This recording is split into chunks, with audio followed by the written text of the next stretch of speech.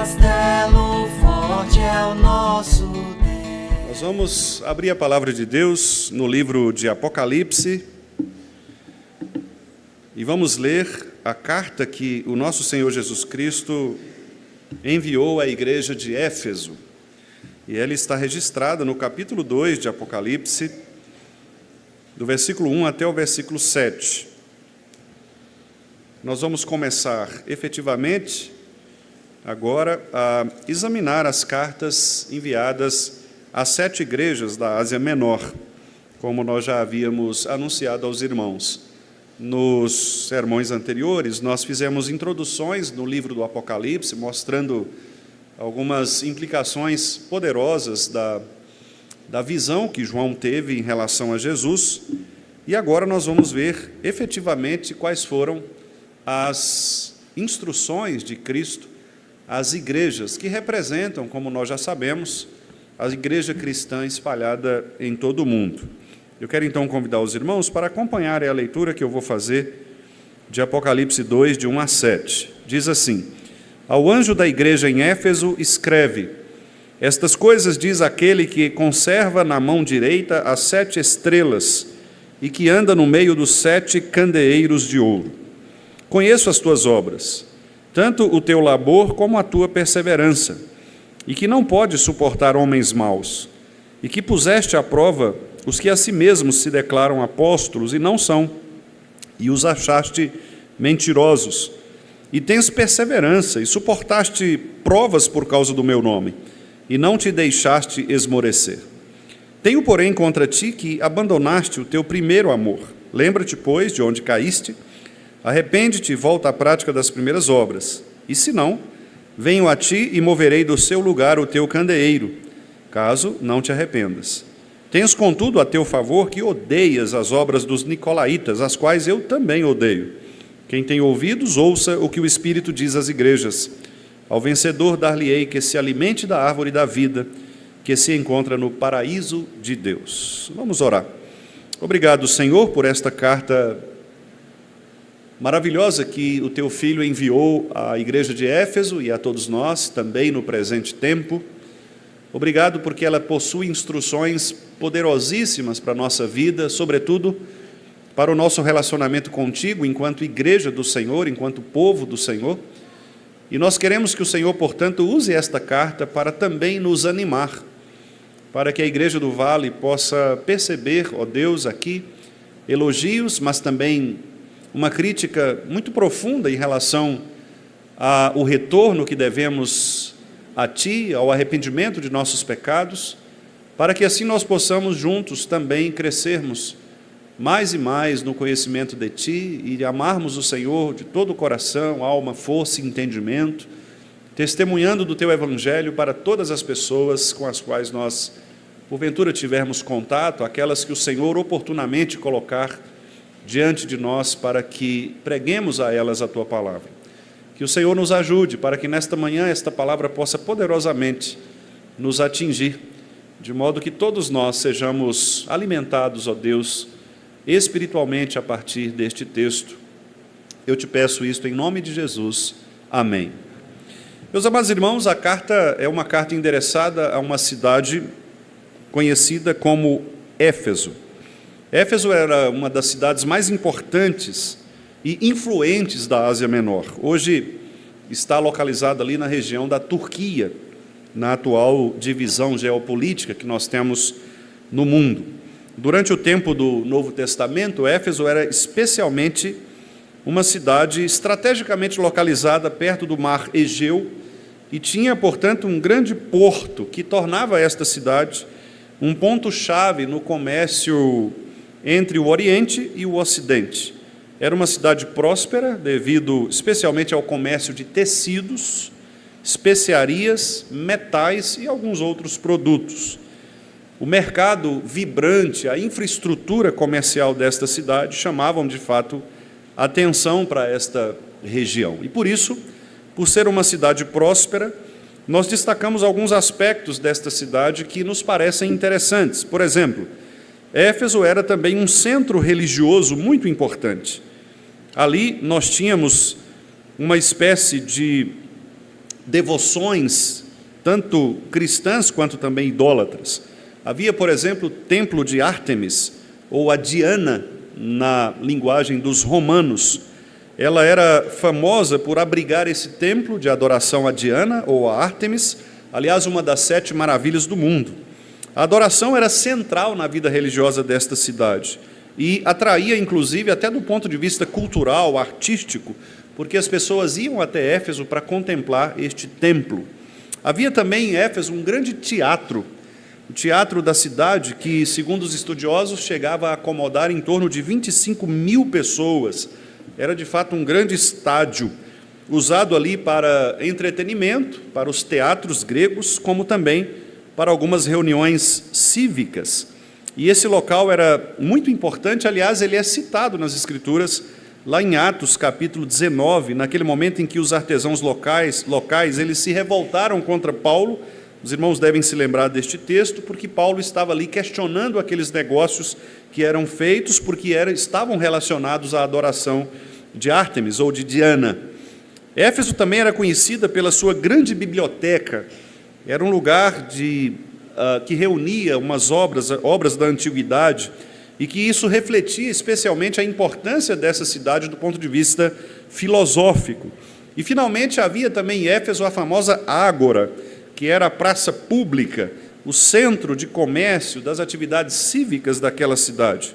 Éfeso, portanto, era, de fato, considerada, inclusive, como uma capital da província da Ásia Menor, com sua administração poderosa, ativa, com uma população grande, estimada já naquela época em torno de quase 200 mil pessoas, e era, portanto, um centro cultural de aprendizado, com várias escolas filosóficas, rica por sua tradição literária, conhecida, como eu disse, por sua grande biblioteca, pelas diversidades de estudiosos, filósofos, por uma população muito diversa e diversificada, composta sobretudo por romanos, gregos, orientais, alguns judeus, e por isso, de fato, era uma cidade cuja importância ela extrapolava as questões espirituais. O apóstolo Paulo ele tinha uma estratégia de plantar igrejas em cidades que eram muito significativas, em cidades que eram cidades polo, porque Paulo entendia que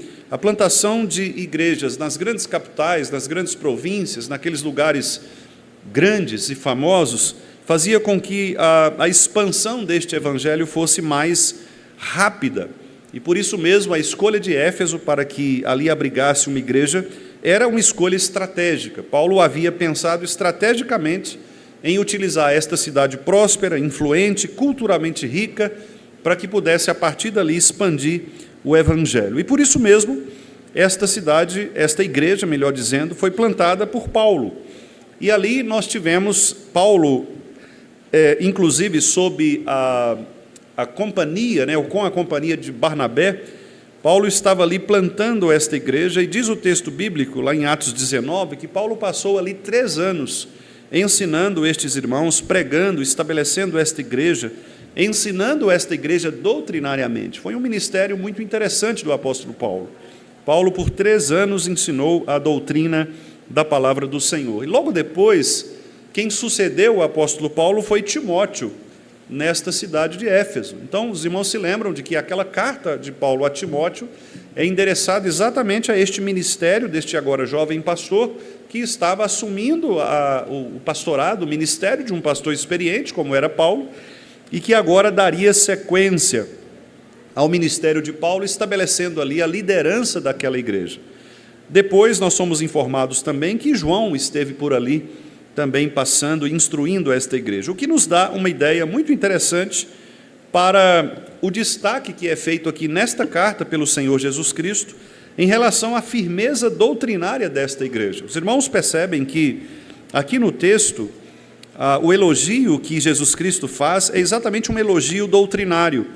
Os versículos 2, 3 e também o versículo 6 nos mostram que esta igreja de Éfeso era uma igreja que trabalhava, é uma igreja obediente. Conheço as tuas obras. Quais obras são estas? Obras de obediência. Era um povo crente de verdade. Conheço também o teu labor, a tua perseverança. Eles não podiam suportar homens maus, A ideia aqui de homens maus eram aqueles falsos profetas que entravam nas igrejas, especialmente nesta época, né, do cristianismo, para tentar levar o máximo de pessoas para fora do cristianismo. Mas Jesus elogia esta igreja porque era uma igreja doutrinariamente fiel. E a prova disso está na sequência do versículo 2, quando diz que eles puseram à prova aqueles que a si mesmos se declaravam apóstolos, mas não eram apóstolos. Então eram falsos mestres que entravam na igreja, se autodeclaravam apóstolos, mas aqueles irmãos, eles eram tão doutrinariamente estabelecidos por Paulo, por Timóteo, que eles sabiam reconhecer exatamente quem eram os apóstolos de verdade. Eles conseguiam provar pela doutrina que aquele ensino desses falsos mestres era um ensino falso, e, portanto, eles expulsavam do meio deles estas pessoas que queriam competir com os apóstolos verdadeiros.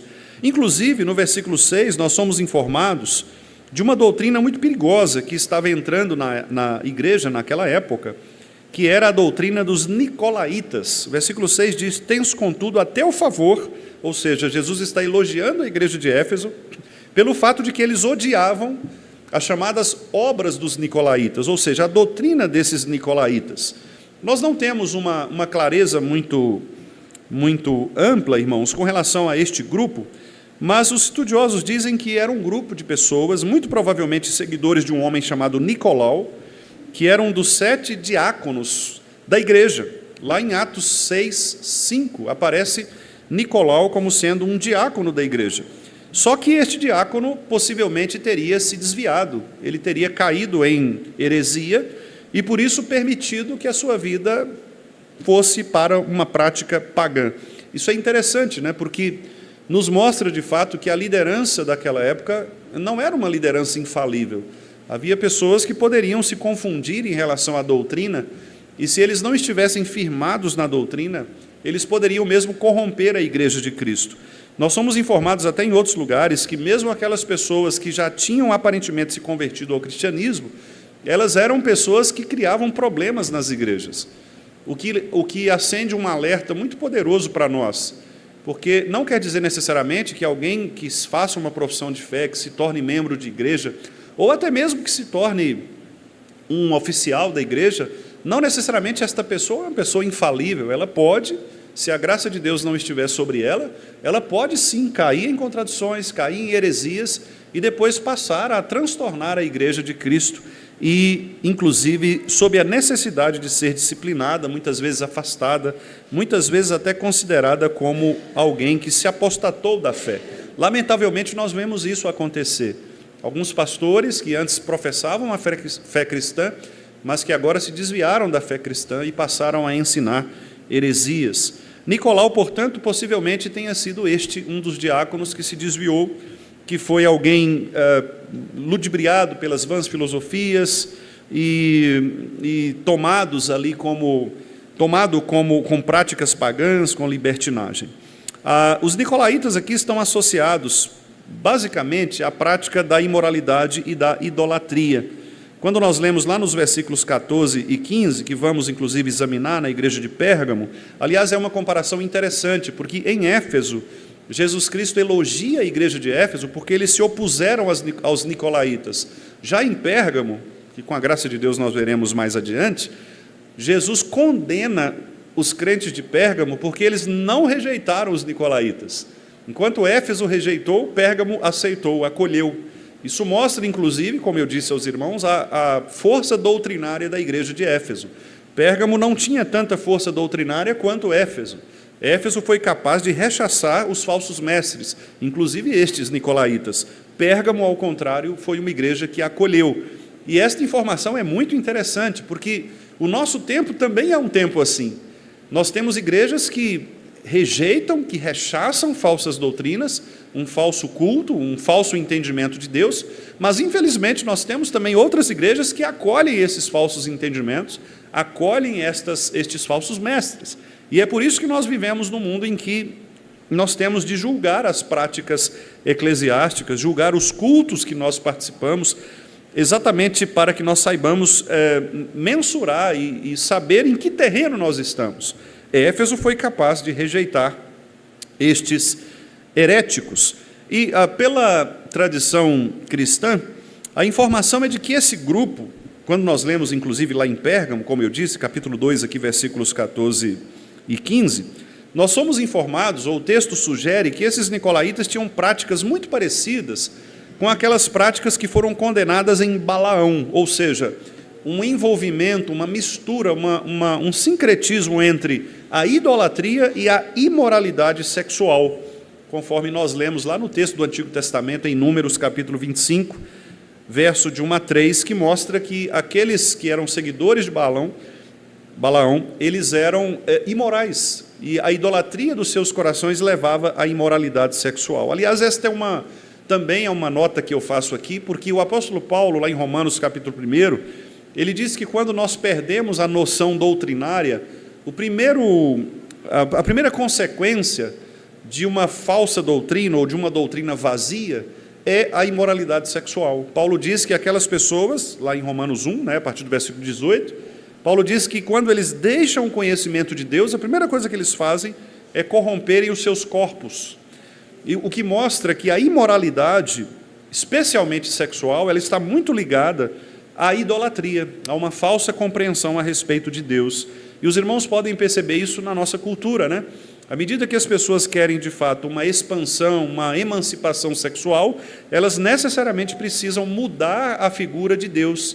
Elas precisam criar um Deus à sua imagem e semelhança, um Deus que aceite estas práticas, porque o Deus cristão não aceita estas práticas. Então, elas precisam dar uma roupagem, um cristianismo permissivo, né, para que elas possam, de fato, justificar os seus rituais pagãos, os seus atos imorais, sem culpa. Então, se nós entendermos esta junção da idolatria com a imoralidade, nós vamos perceber que passa muito pela ideia de quem Deus é. E é o que eu tenho, aliás, insistido com os irmãos aqui. À medida que nós sabemos quem é o nosso Deus, à medida que nós conhecemos mais a respeito dele, naturalmente a nossa vida vai se ajustando mais moralmente, porque nós conhecemos aquele a quem nós adoramos e conhecemos quem é o nosso Senhor, quem é o nosso Rei, quem é o nosso governador, quem estabelece as leis. E nós vamos cada vez mais julgando as nossas atitudes para nos adequarmos à atitude daquele que é o verdadeiro Senhor. Os nicolaítas, então, eram um grupo que havia se corrompido, um grupo que havia misturado imoralidade com idolatria. Eles mudavam a ideia de Deus para que pudessem cometer os mais diversos tipos de libertinagem. E também os estudiosos dizem que eles eram um grupo que defendiam ou começaram a defender uma doutrina muito perigosa, que era a chamada doutrina gnóstica. Tanto Paulo quanto João vão lutar muito contra esta doutrina gnóstica, que sugeria a ideia de que o corpo e as ações físicas não afetavam a espiritualidade. Os gnósticos sempre tiveram em sua tese principal a ideia de que nós somos matéria, nós somos corpo, mas a nossa alma ou o nosso espírito, a parte que é da nossa consciência, ela não se mistura ao nosso corpo. Então você pode ter uma consciência moral, uma alma pura e ao mesmo tempo um corpo corrompido, o que justificava inclusive as imoralidades. Então é aquele tipo de pessoa que age imoralmente, que entrega o seu corpo à devassidão, mas ao mesmo tempo ele entende que a sua alma está purificada. É mais ou menos o que aconteceu agora há pouco, né, com o carnaval. As pessoas cometem os mais diversos pecados, elas se entregam às imoralidades, entregam a todo tipo de permissividade. Nós ficamos, inclusive, chocados, né, porque ouvimos, quando estávamos voltando de viagem, estávamos ouvindo uma das rádios aqui de Minas, de Belo Horizonte, e uma criança de 10 anos, o repórter perguntando para uma criança de 10 anos a experiência dela no carnaval. E a criança dizendo lá do bloco que estava desfilando e tal, uma menina de 10 anos participando do carnaval, e o repórter todo empolgado, né, aquela coisa toda, e ela no bloco ali, assim. E essa semana eu ouvi de um seminarista também uma narrativa relativamente engraçada, né, porque eles receberam um pastor convidado na igreja e ele ficou responsável por conduzir o pastor até o hotel, né, depois do culto, né. O problema é que o hotel foi fechado e o bloco de carnaval estava no meio ali, né? E ele disse que não tinha por onde passar, então eles tiveram que estacionar o carro e os dois, ele e o pastor, Aliás, um pastor africano, angolano, e ele e o pastor todo de terno, né? Todo de terno ali, com a Bíblia na mão, no meio daquela confusão toda, né? E homem com homem se beijando, mulher com mulher, aquela coisa toda que nós conhecemos, pessoas seminuas, né? E ele dizendo do constrangimento, né, daquela situação.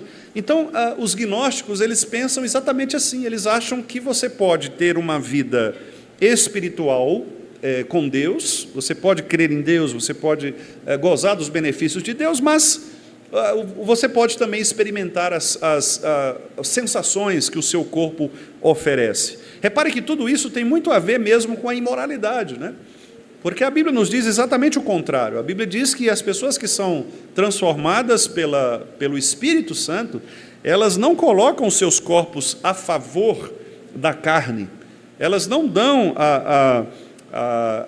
o seu corpo para serem oferecidos em licenciosidade. Muito pelo contrário, aqueles que são convertidos por Cristo, eles entregam os seus corpos, como diz Paulo, como sacrifício vivo, santo e agradável a Deus, que é o culto lógico, o culto coerente, um culto que de fato demonstra não só o nosso corpo sendo oferecido, mas a nossa mente sendo oferecida, o nosso coração sendo oferecidos.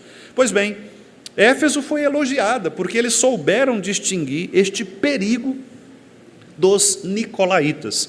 Eram irmãos que conseguiram, diferentemente de Pérgamo, que tolerava os nicolaítas, Éfeso conseguiu repreender esse problema e perceber a corrupção moral que estava penetrando nas igrejas. Portanto, irmãos, reparem, como eu disse, Éfeso era uma igreja extremamente doutrinada, uma igreja que nós podemos dizer uma igreja conservadora, uma igreja reformada, para usar um termo contemporâneo. Era uma igreja que, quem sabe, como as nossas igrejas hoje, algumas das nossas igrejas estudavam os símbolos de fé, conheciam a doutrina, e por isso mesmo eles sabiam distinguir o que é uma heresia e o que não é uma heresia. Eles sabiam distinguir que uma prática imoral não podia estar associada a uma confissão de fé. Eles sabiam que uma vida de testemunho deveria estar relacionada, conectada à profissão de fé pública. Mas, meus irmãos, como todos nós somos pecadores e como não existe uma igreja perfeita na terra, Éfeso também tinha um problema. E o problema de Éfeso era um problema bastante interessante, profundo. O grande problema deles se resume ao fato de que, muito embora eles fossem uma igreja doutrinariamente estabelecida, eles tinham perdido a conexão entre aquilo que eles criam, aquilo que eles professavam, com os afetos que esta profissão de fé deveria produzir.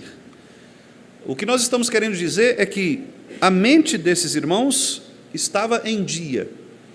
Eles sabiam em que criam e eles, de fato, usavam esta crença e esta doutrina para julgar as mentiras, as falsidades, mas eles tinham perdido o afeto.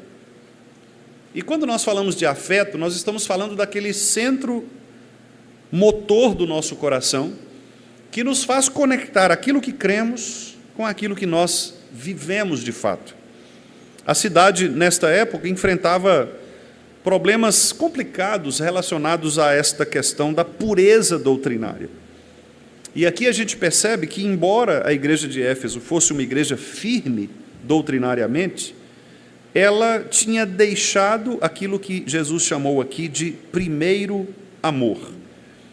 E, literalmente, a igreja de Éfeso ela estava em risco de cair em uma religiosidade meramente externa, sem a devida motivação genuína de um amor ardente por Jesus Cristo. Repare que essas duas coisas, elas precisam estar conectadas.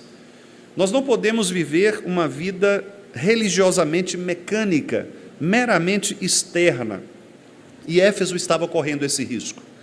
Eles estavam agindo como aquelas grandes igrejas tradicionais que mantêm o seu culto tradicional, mantêm as suas formas, as suas cerimônias, que mantêm essa aparência externa, mas cuja motivação para fazer todas estas coisas era uma motivação questionável. Não era mais aquela motivação genuína de que as pessoas virem à igreja para de fato louvarem o Senhor com o seu coração, com a sua alma. Talvez se nós usarmos exatamente este versículo de Jesus, em que ele diz que nós devemos amar a Deus sobre todas as coisas, de todo o coração, força, alma e entendimento, quem sabe Éfeso estava ali adorando com entendimento e com força, mas eles não tinham amor, não tinham coração. Faltava-lhes ali a verdadeira devoção espiritual, a piedade, aquele choro que vem de dentro da alma ao percebermos a nossa condição diante do Senhor, ao percebermos que nós não podemos fazer muitas coisas se a graça de Deus não atuar em nós. E é por isso que Jesus então elogia esses irmãos, dizendo que eles são irmãos perseverantes, são irmãos que têm suportado as provas por causa do nome do Senhor. Eles estavam sendo perseguidos. Éfeso era uma cidade muito complicada, que tinha desafios grandes, porque era uma cidade culturalmente próspera, rica, e os irmãos sabem que todo o contexto que envolve cidades muito desenvolvidas, nós temos problemas nessas cidades. Basta você olhar São Paulo, você olhar Nova York, você olhar essas grandes metrópoles, você perceberá que nessas cidades você encontra todo tipo de perversidade, todo tipo de pecado, inclusive todo tipo de culto. Então Éfeso estava mergulhada nesse contexto, mas Jesus diz que eles eram perseverantes e que eles eram capazes, inclusive, de suportar, por causa do nome de Jesus, estas provas.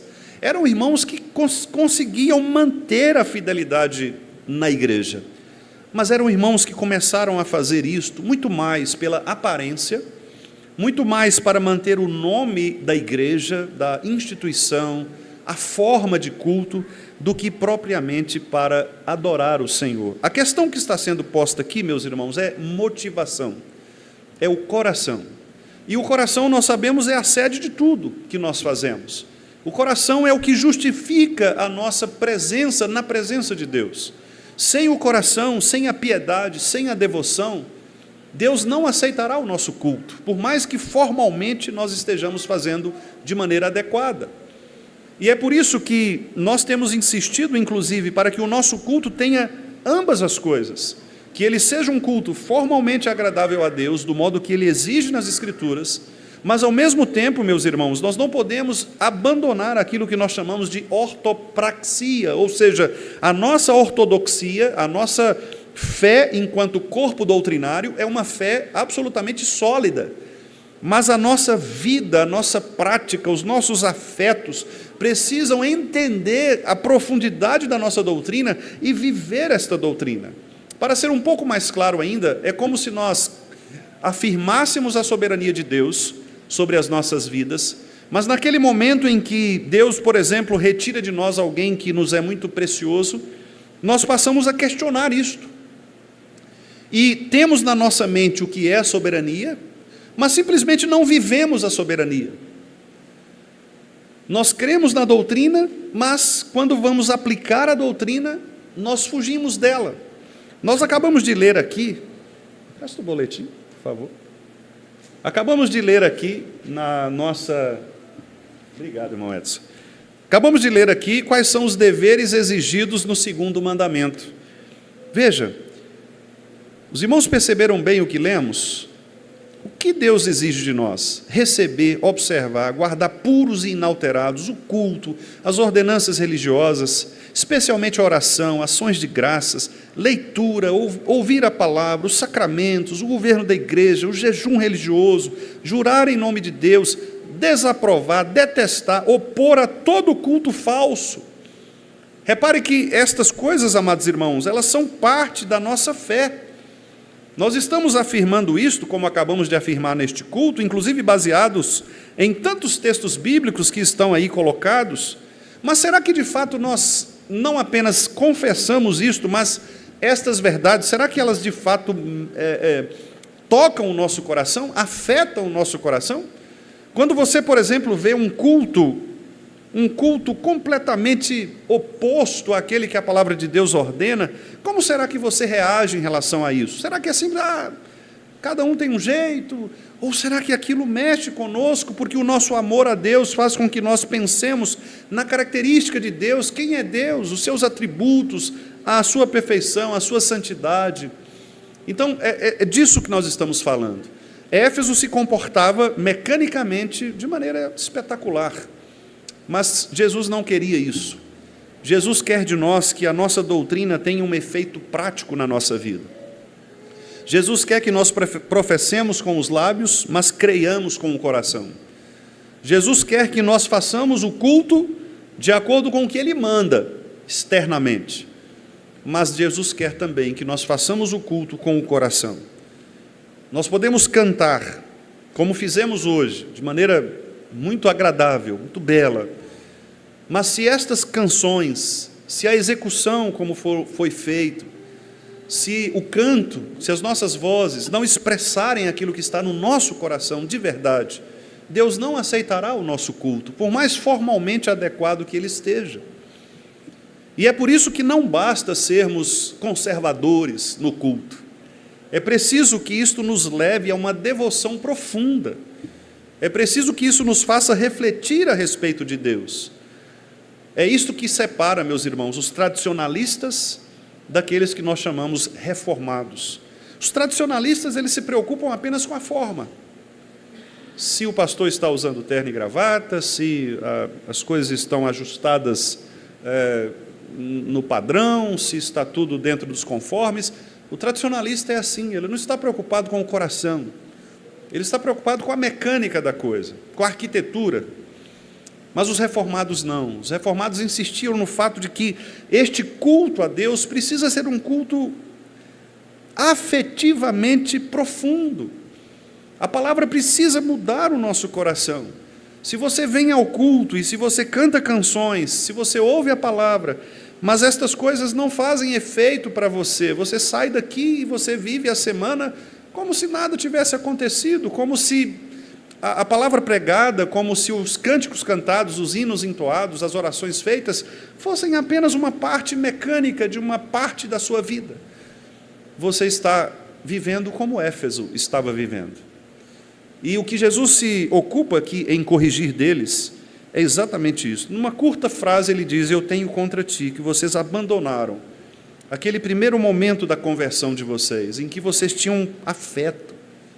Vocês não faziam as coisas mecanicamente, vocês faziam o que eu pedia, mas faziam com o coração. Vocês se dedicavam, a alma de vocês era uma alma viva. Vocês de fato cantavam com alegria, com amor. Vocês choravam, vocês oravam com fervor. Vocês clamavam de fato crendo que eu sou poderoso para fazer infinitamente mais tudo o que vocês pedem. Mas agora vocês estão tão preocupados com a doutrina que vocês perderam essa capacidade de se emocionar.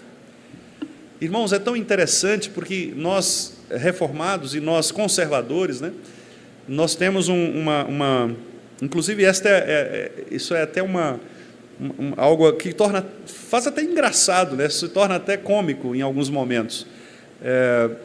Às vezes, alguns irmãos eles têm receios, medos, por exemplo, de se emocionarem no culto.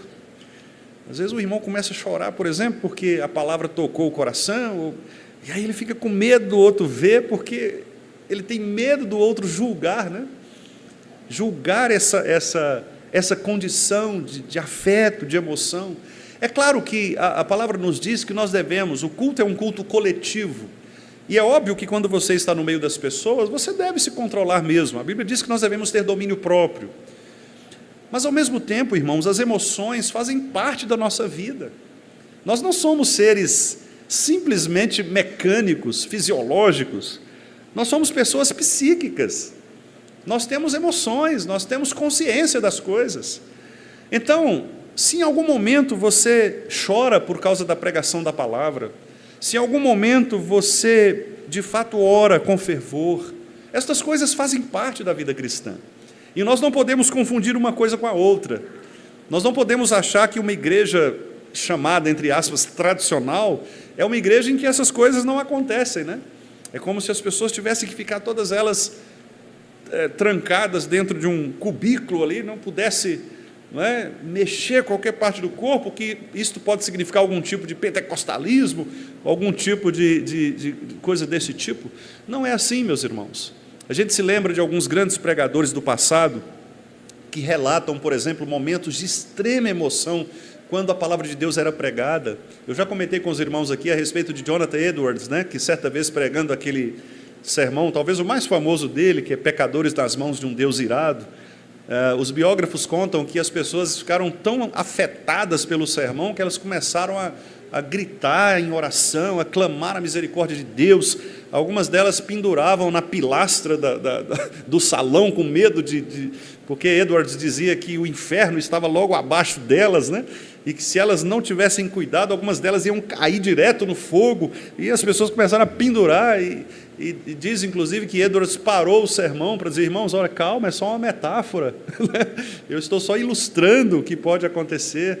O Charles Spurgeon também, no Grande Avivamento, também narra coisas assim, mais de 10.000 pessoas ouvindo Spurgeon no Tabernáculo de Londres, e as pessoas emocionadas, gente chorando, gente se ajoelhava para orar. Então nós precisamos entender que a devoção, o amor a Deus, este avivamento santo, nós não podemos confundir estas coisas com uma produção mental, porque infelizmente o que as pessoas têm chamado de avivamento aí nada mais é do que um fanatismo religioso que muitas vezes é movido por coisas externas. Eu tive um professor de música no seminário, o maestro Parcival, que ele brincava conosco, ele dizia o seguinte: olha, para fazer a igreja chorar, eu não preciso do Espírito Santo, basta um piano ali na minha frente, eu consigo fazer a igreja chorar, porque eu consigo, pelas linhas melódicas daquela música, provocar emoção.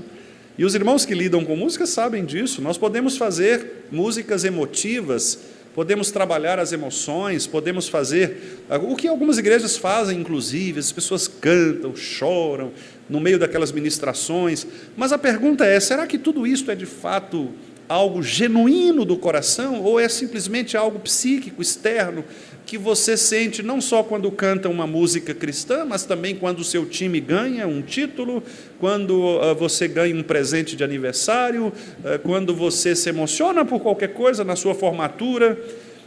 Será que é a mesma coisa? Será que é o mesmo sentimento? Ou aquele sentimento por Deus, ele está acima de todas essas outras coisas, porque mostra que você é um miserável pecador, que está de fato prestes a ir para o inferno, se a graça de Cristo não te alcançar? Éfeso havia perdido, irmãos, esta noção do perigo que eles estavam correndo, de manter uma ortodoxia, sem, contudo, lembrar-se do amor genuíno por Jesus Cristo. Isso pode acontecer. Nós podemos ter uma ortodoxia morta. Nós podemos defender doutrinas verdadeiras da maneira errada. Nós podemos ser conhecedores profundos dos nossos símbolos de fé, das nossas confissões, das decisões conciliares. Podemos ser ferrenhos defensores destas coisas, sem, contudo, colocar em prática na nossa vida estas verdades que cremos. Éfeso estava correndo este risco de se tornar uma igreja cuja ortodoxia fosse morta. Eles estavam bem doutrinariamente, mas essa doutrina, como diziam os puritanos, estava apenas na mente, não descia ao coração. Se nós não fizermos a nossa doutrina descer ao coração, nós estamos muito encrencados diante de Deus. E o que Deus diz aqui para eles, por meio de Jesus, o seu Filho, é: lembra-te, pois, de onde caíste. Essa informação é importante, porque veja que Jesus não diz para Éfeso quando foi que eles deixaram de ter esta devoção. Jesus faz com que eles façam esse exercício. Vocês é que têm que se lembrar de onde vocês caíram. Quer dizer, o que significa isso? Significa que todo crente, movido pelo Espírito Santo, se ele é crente mesmo, ele vai saber reconhecer o seu pecado. Esta é a intenção de Jesus. Jesus poderia ter dito: olha, vocês perderam o primeiro amor naquele tempo, lá naquela época que vocês fizeram isso. Não, ele simplesmente diz: lembra-te, pois, de onde caíste. Porque Jesus quer que eles mesmos examinem-se como nós inclusive faremos daqui a pouco em relação à ceia, examine-se, pois, o homem a si mesmo. Jesus quer que nós nos examinemos, e aqui, inclusive, enquanto igreja. A Igreja do Vale é uma igreja que completa 45 anos de organização. Certamente, ao longo de todos esses anos, nós tivemos diversas práticas, tanto boas quanto más. Nós tivemos muitas coisas boas, que certamente Jesus também elogiaria. Mas, com certeza, irmãos, por sermos pecadores, Jesus também chamaria a nossa atenção. Haveria sempre um porém. Mas será que nós temos tido o cuidado de pensar, onde será que nós caímos? Por que a nossa igreja enfrenta hoje estes problemas? Aliás, quando a gente conversa em conselho, né, alguns dos irmãos chegam a apontar isso mesmo, dizendo, olha pastor, lá atrás, lá no passado, algumas coisas aconteceram. E é interessante, porque isto mostra exatamente o que Jesus está dizendo aqui. Há pecados do passado que muitas vezes não são tratados no tempo que eles deveriam ser tratados e que futuramente causam problemas. Às vezes nem é mais aquele problema específico, mas as consequências dele. E em alguns casos fica até mais difícil de tratar, porque alguns pecados acabam se enraizando, criando cultura, como as bactérias, né? Que quando se acumulam criam cultura. E essa cultura é muito mais difícil. Se uma bactéria atinge você, atinge o seu pulmão, e você não trata, você pode morrer. Uma infecção generalizada é isto. Uma bactéria que entra ali, às vezes, do seu pé, por causa de um pequeno furo que você teve. Você pisa num prego, o prego está contaminado, aquele pequeno furo gera uma cultura de bactéria, e ela vai se expandindo e vai te matar se você não tratar. Alguns perdem o pé, precisam amputar. Assim também é na vida cristã. Se nós permitimos que o pecado se acumule, ele vai criando cultura. E à medida que ele cria cultura, ele mata a igreja. E é isso que Jesus fala. Veja lá o que ele diz no final do versículo 5, na metade do versículo 5. Ele diz, venho a ti e moverei do seu lugar o teu candeeiro. Os irmãos já sabem o que é candeeiro. Candeeiro é a igreja. É a igreja. Deus vai remover do meio deles a igreja, a presença dele ali. Ela deixará de ser igreja. Veja que risco, meus amados irmãos, Éfeso estava correndo. Jesus está dizendo, olha, se vocês continuarem com esta ortodoxia morta, professando doutrinas verdadeiras, mas com a motivação errada, com farisaísmo, sem a devida compreensão prática do que esta doutrina traz sobre a igreja, sobre os seus relacionamentos, vocês vão morrer. Vocês vão deixar de ser igreja. Eu vou retirar do meio de vocês o nome igreja. E é isto que acontece mesmo, irmãos. É isto que acontece. Você entra em algumas igrejas hoje que estão mortas, embora formalmente elas estejam presentes. Igrejas que não crescem, igrejas que ficam anos com aquelas mesmas pessoas, aquele mesmo jeito, aquela mesma condição, porque muitas vezes querem manter um tradicionalismo morto, uma ortodoxia morta, uma igreja sem vida, como este vaso aqui, que embora tão bonito, não tem vida. Se você deixá-lo aqui 1 ano, ele vai ficar aqui 1 ano. Vai ficar 5 anos aqui. Basta limpar, né, irmã Sirlene? Dá uma sopradinha aqui, mas ele vai ficar aqui. Às vezes há igrejas assim, que estão colocadas num determinado bairro, numa determinada região, e que vivem a vida toda ali, como este vaso, como este arranjo aqui. Elas estão presentes, estão fisicamente bonitas, aparentemente belas, mas não têm vida. É isto que Jesus está dizendo. Éfeso, faça uma reconsideração. Vejam onde vocês caíram, por que vocês chegaram a essa ortodoxia morta. Arrependam-se disto e voltem àquela prática antiga de fazerem as coisas para Deus por amor, não por uma questão mecânica, não por uma exigência. Às vezes, irmãos, a gente ouve alguns irmãos, né? Às vezes até pelo cansaço mesmo, claro que nem sempre isso vem do coração, às vezes é só de boca para fora, né? Mas alguns irmãos dizem assim: pastor, eu faço porque aqui só tem eu mesmo, então se eu não fizer ninguém faz, não, mas eu vou fazer, assim. E você percebe às vezes que algumas desses fazeres, dessas obras, acabam se tornando mecânicas, falta coração. O ministério pastoral pode correr esse risco também. Pastores às vezes podem se ver prisioneiros do seu próprio ministério. Às vezes o pastor, por exemplo, ele acha: não, eu tenho que pregar, tenho que ensinar, e aí ele faz isso mecanicamente. Ele precisa, ele é nesse sentido, ele é sustentado pela igreja para fazer isso. Então, é como se fosse um profissional, né? Ele vem aqui e não tem nenhum tipo de compromisso, ele apenas prega profissionalmente. Há um livro, inclusive, do pastor John Piper, cujo título é esse: Irmãos, não somos profissionais. É esse o título: Irmãos, não somos profissionais. Porque o Piper diz exatamente isso. Olha, é possível, às vezes, nós vermos o ministério como uma profissão. E, às vezes, perdermos o foco de que nós estamos traduzindo vida às pessoas. Quando eu venho aqui, irmãos, ensinar-lhes doutrina, por exemplo, na quinta-feira, né, no estudo bíblico, é preciso ter essa consciência de que a doutrina que nós estamos ensinando não é pela doutrina em si. E acho que os irmãos já perceberam isto, né? Porque, infelizmente, alguns pegam os símbolos de fé e acham que eles são até maiores do que a Escritura, em alguns casos. Mas não é isso que nós queremos fazer. O que nós queremos mostrar é que a Escritura Sagrada ela pode ser lida de uma maneira didática, de uma maneira em que os seus ensinos sejam profundos para nós.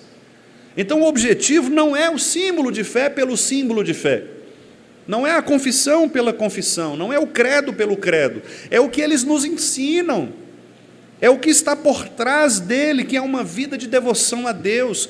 Cito novamente o que acabamos de ler aqui, veja, é uma pergunta de um catecismo, mas repare, aqueles irmãos tiveram uma preocupação de trazer coisas que estão relacionadas à nossa vida prática, olha, especialmente a oração, ações de graças, ler e ouvir a palavra. Reparem, são coisas que nos levam à piedade.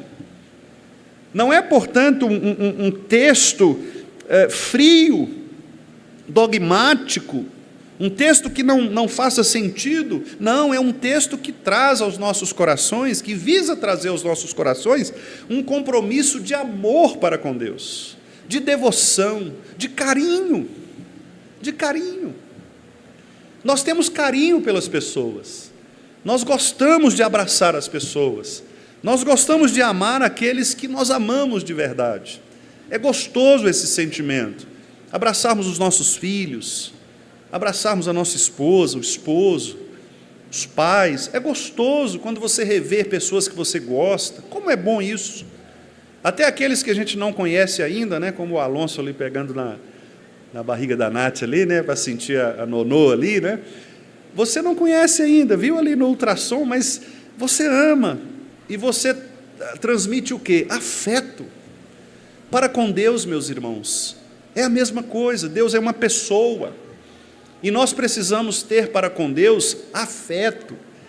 Nós precisamos desejar estar na presença de Deus, falar com Ele, conversar com Ele, ouvi-lo, abraçá-lo, ainda que nós não possamos fazer isso de modo físico, mas ter Cristo em nosso coração, chorar com Ele, nos alegrarmos com Ele.